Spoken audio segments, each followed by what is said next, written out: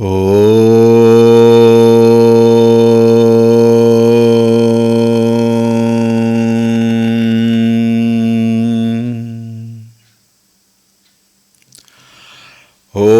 Shri Ganeshaya Namaha.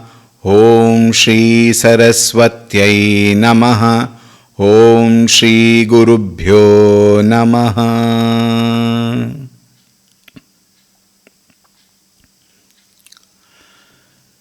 Shri Ram Jaya Ram Jaya Jaya Ram. Shri Ram Jaya Ram Jaya Jaya Ram. Shri Ram Jaya Ram Jaya Jaya Ram. Shri Ram Jaya Ram Jaya Jaya Ram. Shri Ram Jaya Ram Jaya Jaya Ram. Shri Ram Jaya Ram Jaya Jaya Ram. Shri Ram Jaya Ram Jaya Jaya Ram. Shri Ram Jaya Ram Jaya Jaya Ram. Shri Ram Jaya Ram Jaya Jaya Ram. Shri Ram Jaya Ram Jaya Jaya Ram. Shri Ram Jaya Ram Jaya Jaya Ram. Shri Ram Jaya Ram Jaya Jaya Ram. Jaya Jaya Ram.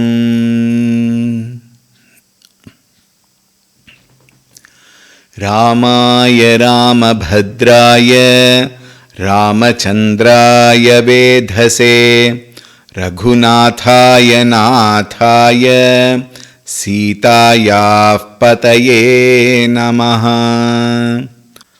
Om Shri Ramachandraya Namaha.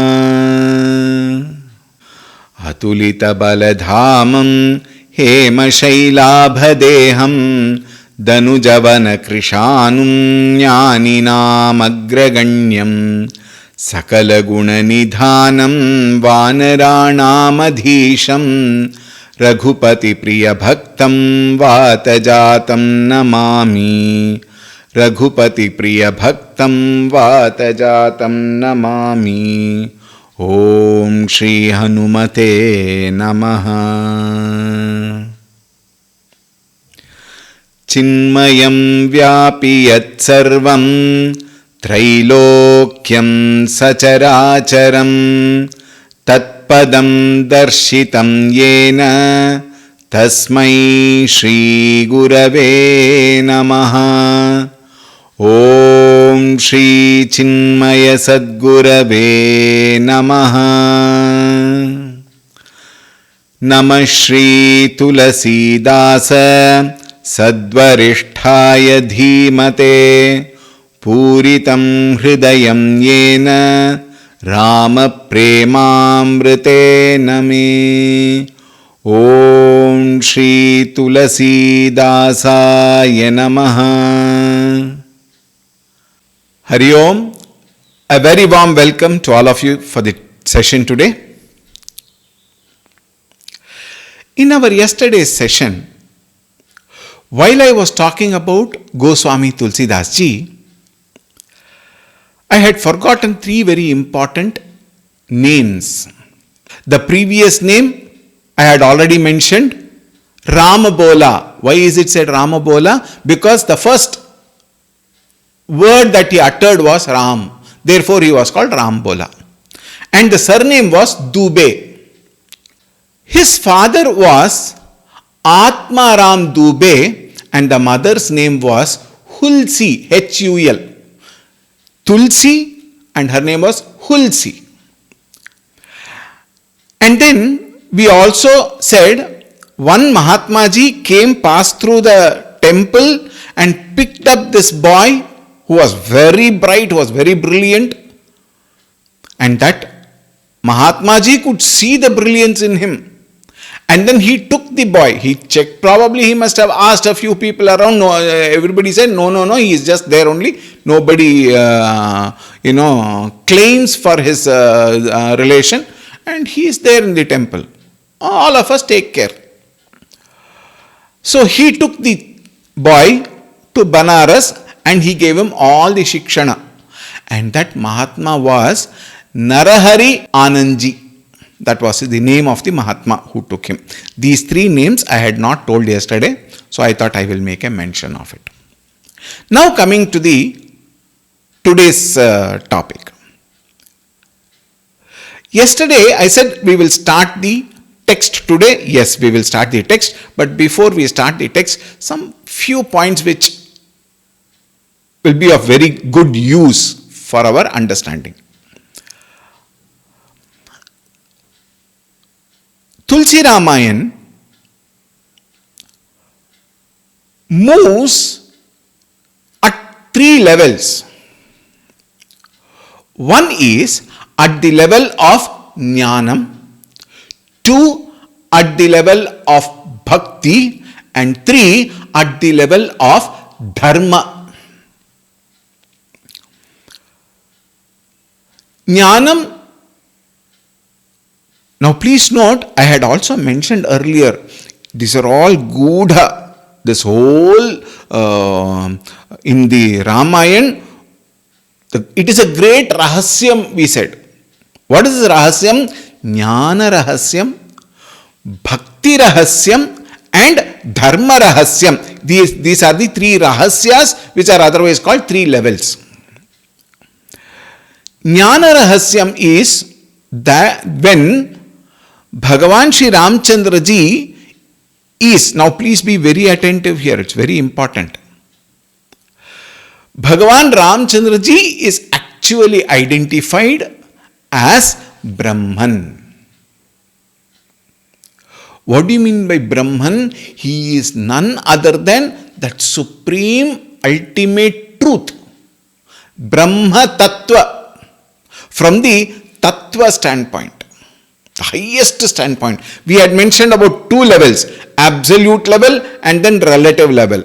The absolute level is Ekameva Advitiyam Brahman, and that Brahman alone is Ramchandra ji. How? We will see. So at the highest standpoint, Jnana Rahasyam is talked about. We will also see, for example, one small example I will give about Sundarakanda. In Sundarakanda, the first shloka starts, Shantam Shashvatam Aprameyamanagham Nirvana Shanti Pradam. Nirvana Shanti Pradam. That supreme joy, the bliss, the one who gives. He has to be that, otherwise how can he give? So he is identified as the supreme Brahman, Jnana Rahasyam. Then comes Bhakti Rahasyam. What is the Bhakti Rahasyam here? Rahasyam is what there? The same Brahman with his Maya Shakti, also called Adi Shakti. With his Maya Shakti becomes the Ishvara Tattva. In the same shloka, it is also said, when we come there to Sundarakanda, we will again explain in detail about that shloka. Bhakti Rahasyam here is seen as what? From the standpoint of Ishvara Tattva. Brahman plus the Shakti, Adi Shakti or Maya Shakti becomes Ishvara. And from the standpoint of Ishvara Rahasya, he is what? The Mahavishnu and Mahalakshmi. The sustaining principle. Among the Triputi, the one who sustains the entire creation. Brahma, creator, Vishnu, sustainer, and Shiva, destroyer is not the right word actually, the one who dissolves. These are the three major portfolios held by Ishvara. Right? So there, Mahavishnu and Mahalakshmi, Shrihi, or it is also called, that Shakti is also called. There, Bhakti comes into picture, devotion comes into picture, our identity with that great God, Mahavishnu and Sri Lakshmi is established. Then comes the third Dharma Rahasya. What is this Dharma Rahasya?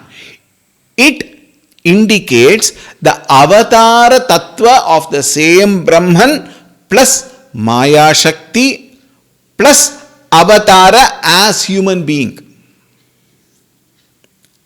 And why did he take a birth? Everyone must be questioning. Why does he have to come to this world? This world is so horrible. Why should he come to this world? And that too Bhagavan. That is why it is said Dharma Rahasyam. To teach what is Dharma and how you and I have to live in this world. With what value systems. With righteousness. How we should live is demonstrated in the Avatara Tattva. Therefore, all these three are indicated. All these three are pointed out in Tulsi Ramayan. We will see this, or in and through Tulsi Ramayan, we will see this. Now the question comes, why is all this required?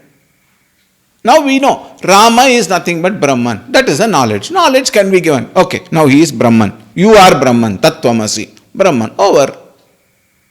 Why should so many gamut of granthas required? Now see, Ramchandraji represents knowledge. And Mata Sita ji represents devotion, bhakti. We had said this actually. Knowledge of the Supreme is the ultimate goal of every life. However, direct knowledge and experience of that knowledge is not possible for you and me, the common people. Why? Because our mind is distracted. Therefore, devotion plays a vital role. Now see, knowledge without devotion is nothing but dry statements made and definitely lot of ego also involved. At the same time, why not have only devotion? Why knowledge is required? Rama is the Parabrahma Swarupa. Shri Ram, Jai Jai Ram. Daily I will chant Vishnu Sahasranama. I will chant Rama Nama Japa. I will chant Hanuman Chalisa also. All this I will chant. I will sit and chant. I will sing Ram bhajans. Beautiful bhajans are available. I will sing. Why break my head with all this knowledge? Then it is said, devotion without knowledge is sentimental, useless outbursts. Now please note, knowledge without devotion is dry statements. And devotion without knowledge is sentimental outbursts. It will not lead us to the higher goal. Then what is required? Knowledge plus devotion. Both are required. From one standpoint, devotion takes you to purify the mind. Unless the mind is pure, it is not possible. What do you mean by purification of mind? Quietening of the mind. Quietening of the mind. Becoming thoughtless. Quieter the mind, sharper the intellect. Param Puja Gurudev would say. Therefore, devotion is required to quieten the mind, and in the quietened mind, knowledge has to be supplied. Because knowledge again deepens the devotion. Very, very important. The more the devotion is deep, the more the mind is quiet. The rattling of the mind is quiet. The more the mind is quiet, the more knowledge will have clarity. Knowledge will become clearer and clearer. The more the knowledge becomes clearer, again devotion deepens. Think. These two are very important for every sadhaka, for every seeker. Therefore, knowledge and devotion together will take us to the other shore. Now coming to Ramayan text as it is. There are 7 kanda. Kanda means what? Cantos. You may in a simple form call it chapters. 7 chapters is what generally we call, but in the language of the Shastra it is called as kanda, or in English cantos. Balakanda, Ayodhya Kanda, Aranya Kanda, Kishkinda Kanda, Sundara Kanda, and there are difference between Tulsi Ramayan and Valmiki Ramayan in this title. There are certain differences are there. We will not think about differences much. We will think about Tulsi Ramayan. Alright. And in Tulsi Ramayan it is called as Lanka Kanda. In Valmiki Ramayan it is called as Yuddha Kanda. Both are same. And we have Uttara Kanda. 7 Kanda, 7 cantos. And in each canto there are certain topical presentations, which is called as prasanga. And you will find there are totally 84 prasangas in Ramayan.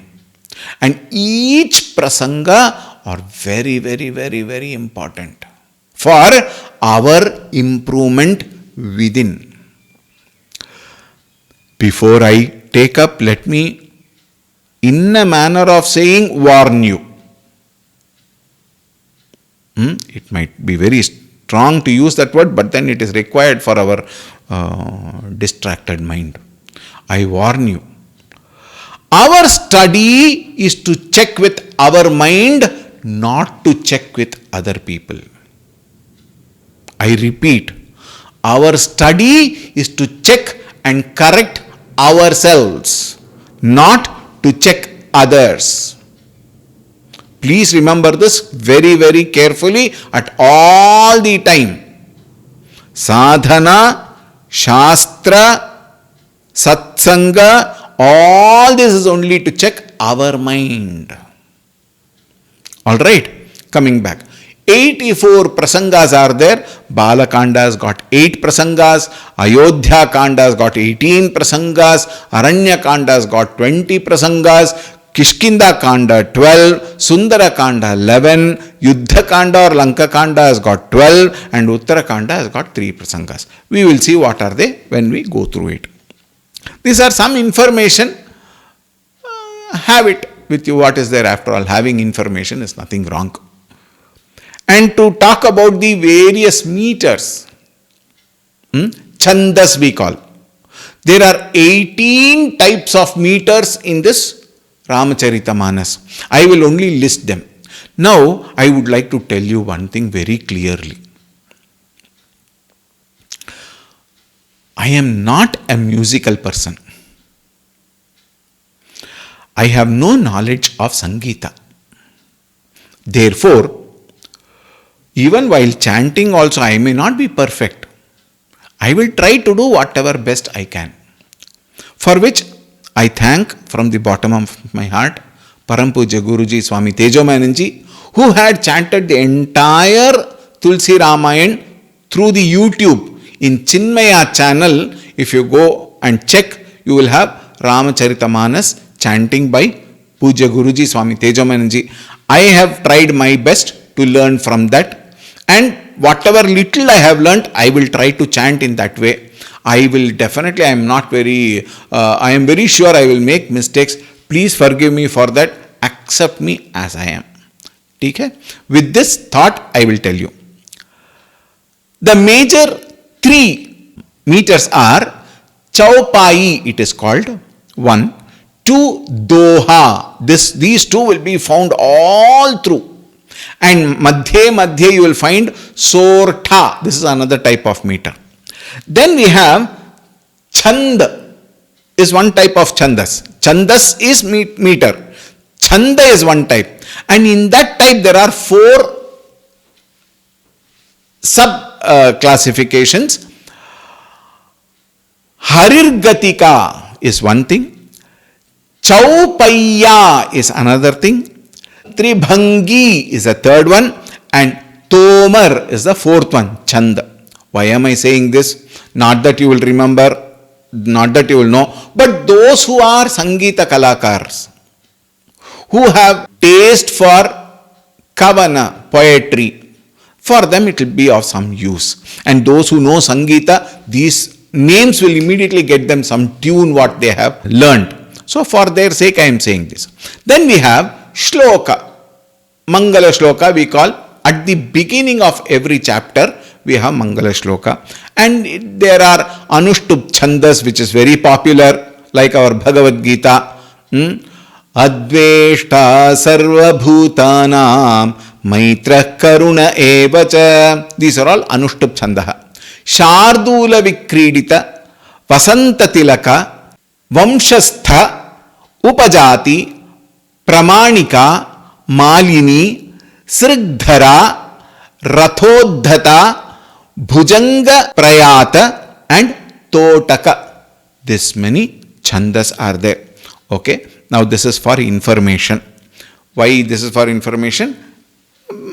As I said, people who know about it will find it comfortable to read. Alright. With this information and introduction, I know 8 days of introduction which are important, you see. With that, we will now enter the text. I will now first chant 7 Mangalashlokas of the Balakanda. Now before I start chanting, 2 important points.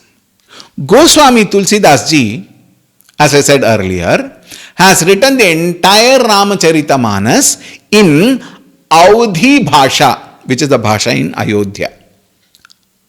However, his irresistible desire to present in Samskrita Deva Bhasha is so much that at the beginning of every Kanda, he brings a few Samskrita shlokas, which are very, very beautiful, and then he shifts to Audhi Bhasha. These are the 2 bhashas which are there in Ramacharita-manas. I pray to Bhagavan Shri Ramchandra ji, Mata Sita ji, Lakshman ji, Hanuman ji, Param Pujya Gurudev, Swami Chinmayanand ji, of course Goswami Tulsidas ji, to bless all of us while we enter the text and enter this great sadhana of understanding the Bhagavad Leela. Again, Om Shri Ganeshaya Namaha, Om Shri Saraswatyai Namaha, Om Shri Gurubhyo Namaha. Shri Janaki Kanta Smaranam Jai Jai Rama Rama. Om Shri Ramacharita Manasa Prathama Sopan Balakanda. 7 Mangalashlokas we will chant first and then we will start thinking about that. Varnanam artha sanghanam rasanam chandasam api mangalanam cha kartarau vande vani vinayakau bhavani shankarau vande shraddha vishwasarupinau yabhyam vinana pashyanti siddha swantasthamiishwaram vande bodhamayam nityam gurum shankararupinam yamashrito hi vakropi chandra sarvatra vandyate Sita Rama Gunagrama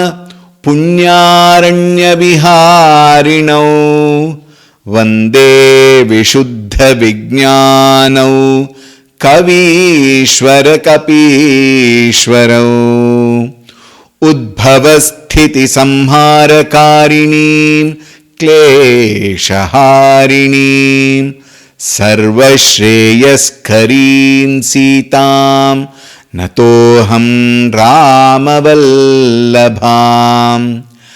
यन्मायावशवर्ति विश्वमखिलं ब्रह्मादिदेवासुराः यत्सत्त्वादमृषैव भाति सकलं रज्जौ यथा हेर्भ्रमः यत्पादप्लवमेकमेव हि भवाम्बोधेर्स्थितिर्षावताम् वन्देऽहं तमशेषकारणपरं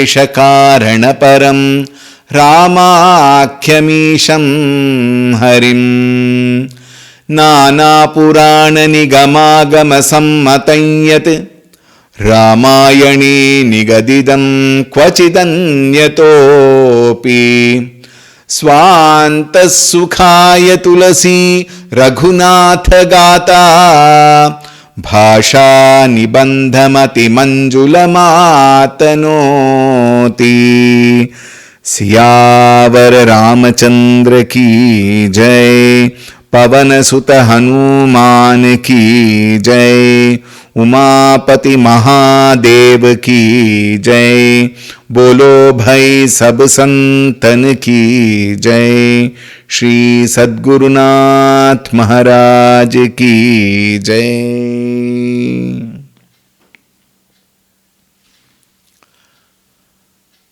Invoking Bhagavan Shri Ramchandra Ji's blessings, Goswami Tulsidas Ji's blessings, Param Pujya Gurudev's blessings, we have started the text. Mangalashloka means invocation, prayer. Why is a prayer chanted at every place, at every occasion, at every program? Whenever anybody starts writing any grantha, why is there a Mangalashloka? Why is there a prayer? Why is there an invocation? For the simple reason, all of us are limited by nature.